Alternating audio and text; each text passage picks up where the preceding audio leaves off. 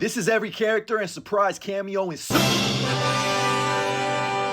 And I can't even lie to you, James Gunn assembled a group of remarkable people and they created something super, man. And there was actually some really crazy surprise cameos that had me looking at the screen like Leonardo DiCaprio. But this is your spoiler warning. We are going to be talking full spoilers. So this is your chance to get out of here. Remember, this is your choice. But either way, me and you know what we got to do. We got to talk about it. Because it's James Gunn's list. He can't miss. Let's start off with the biggest surprise cameo in the entire movie. And no, it wasn't Batman. That's just me being a masturbator. Gotcha, bitch!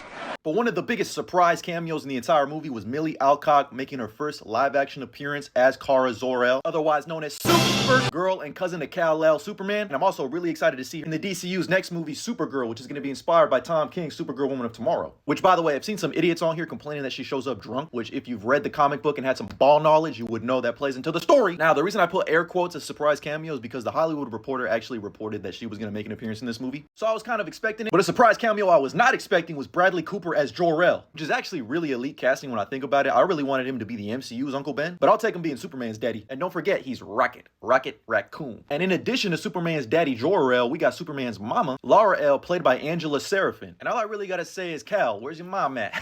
Where your mom at, Cal? But another surprise cameo that caught me and my entire audience off guard, everybody was laughing when he showed up on the screen, was John Cena as Peacemaker. He shows up on a news broadcast being interviewed about Superman and how much he does not like him. Mainly because he's getting all the recognition for saving people, but nobody knows he saved people. So when Superman does it, everyone likes it. But when I do it, everybody got a problem. Another one of the surprise cameos, I use that loosely because it's more of a reveal, but the Hammer of Baravia is actually played by Ultraman in a scheme by Lex to try to set up Superman. The man under Ultraman's mask is actually revealed to be none other than David Corenswet himself. So that's right, they used the Boys Homelander Black Noir twist from the comics. So if you think about it, between the three personas of Superman, Ultraman, and the Hammer of Baravia, David Corenswet played 5 characters. But those were all the biggest surprises. Now let's move on to the rest of the roster, because we obviously have David Corenswet Superman in a Superman movie. But I'm letting y'all know right now, David Corenswet as Superman is elite casting. It's the one fan cast that we all got right. He's already up there in the top 3 for me. He just perfectly embodies and captures the essence of Superman on and off the screen. And we also got his boo thing and Rachel Brosnahan, who plays Lois Lane. And she was born to play Lois Lane just as much as David was born to play Superman. Like, I legit think this is one of the greatest comic book movie castings of all time already. And that's the marvelous Miss Mabel. You should have known she was gonna kill this. Nicholas Hoult plays everyone's favorite hater, Lex Luthor, and not only is he the baldest anyone has ever looked, but he's the hatiest hater who ever hated. He was looking at Superman like his fit, whack. His cape, whack. His hair curl, whack. His flight stance, whack. The way that he smiles, whack. Me, I'm bald as f. We got Eddie Gathegi as Mr. Terrific, who absolutely steals the show. He has one of the best scenes in the entire film. James Gunn, give us the Terrific spinoff now. Barry fans, we really won with this one because we got NoHo Hank himself, Anthony Carrigan, playing Metamorpho, and seeing his powers on a big screen for the first time was crazy. Hey, quick question, am I the only one that ever thinks of rainbow sherbet ice cream every time I see him?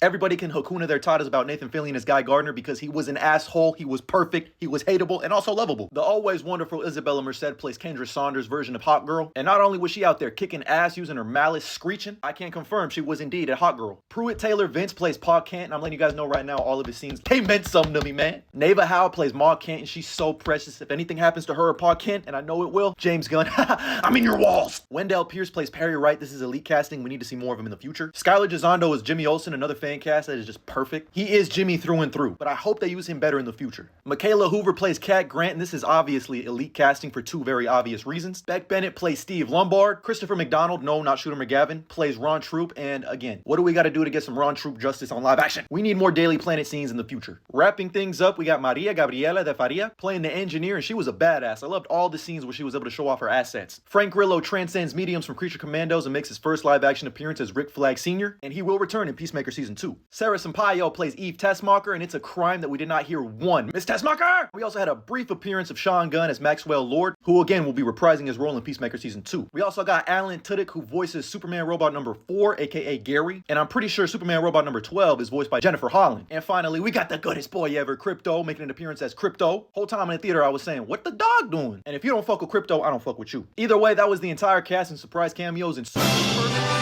Let me know your thoughts down in the comments below, and as always, like and follow for more.